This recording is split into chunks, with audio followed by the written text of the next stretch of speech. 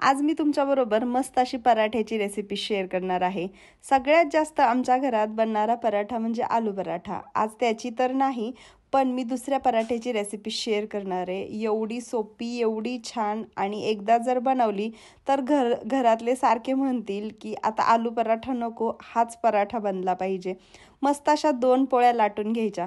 बरं, हे चपातीचं पीठ आहे, म्हणजे याच्यासाठी पराठ्यासाठी काय वेगळं पीठ मी मळलेलं नव्हतं। म्हणजे खूप लोक पराठ्यासाठी मैदा आणि गव्हाच्या पिठाचा वापर करतात, पण हे फक्त आपलं नॉर्मल चपातीचं पीठ आहे। अशा प्रकारच्या मी 2 पोळ्या लाटून घेतल्या। एका पोळीला 2 चमचे किंवा चवीनुसार म्हणा किंवा आपल्या अंदाजेनुसार शेजवान सॉस लावायचा। शेजवान सॉस हा तिखट असतो म्हणून चवीनुसार म्हटले।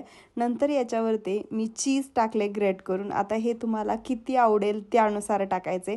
त्याच्यावरती मस्त असा बारीक चिरलेला कांदा, त्याचबरोबर सिमला मिरची आणि टोमॅटो, कॉर्न असतील स्वीट कॉर्न तर तेही तुम्ही नक्कीच याच्यामध्ये ॲड करू शकता।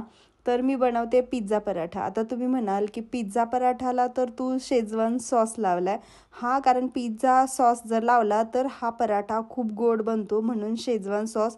नंतर मी त्याच्यावरती अजून मोझरेला चीज टाकले, कारण त्या तारा पण निघल्या पाहिजेत। मिक्स हर्ब्स, चिली फ्लेक्स तेही टाकलेलं आहे। ब्लॅक पेपर असेल तर तेही नक्कीच टाका। आणि मस्त अशी दुसरी पोळी त्याच्यावरती ठेवायची आणि अशा प्रकारे कडा बंद करायच्या, म्हणजे ते सारण जे आहे आपलं तर ते निघता कामा नये। छान अशा कडा पॅक झाल्या की आपल्याला हा पराठा लाटून घ्यायचा एकदम अलगद हाताने।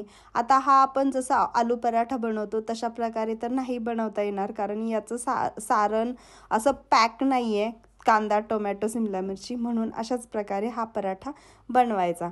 तर मस्त असं पीठ थोडं थोडं टाकून या साईडनी शक्यतो बनवायचा हा पराठा, म्हणजे जी आपण दुमडलेली साईड आहे ती लवकर दिसणार नाही।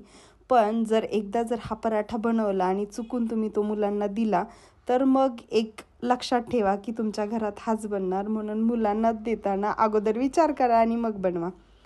तव्यावरती मस्त असं भरपूर तूप लावलेलं आहे आणि कमी गॅसवरती हा पराठा मी छान असा भाजून घेतला। कमी गॅसवरती कशासाठी? कारण आतलं जे सगळं सारण आहे ते कच्चं होतं, सिमला मिरची, टोमॅटो आणि कांदा, म्हणून मस्त असा हा पराठा एकदम छान कलर येईपर्यंत, म्हणजे गोल्डन कलर येईपर्यंत भरपूर अशा तुपामध्ये भाजून घ्यायचा।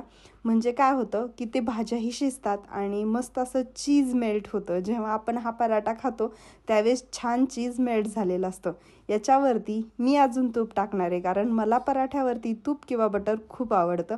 तर मस्त असं भरपूर तूप त्याच्यामध्ये आता आहे थंडी, तर हा पराठा नक्की एकदा ट्राय करा। बघा किती सारं चीज, आणि एवढा जेवढा म्हणजे हा टेम्पटिंग दिसतोय ना त्याच्यापेक्षा छान असा चविष्ट आहे।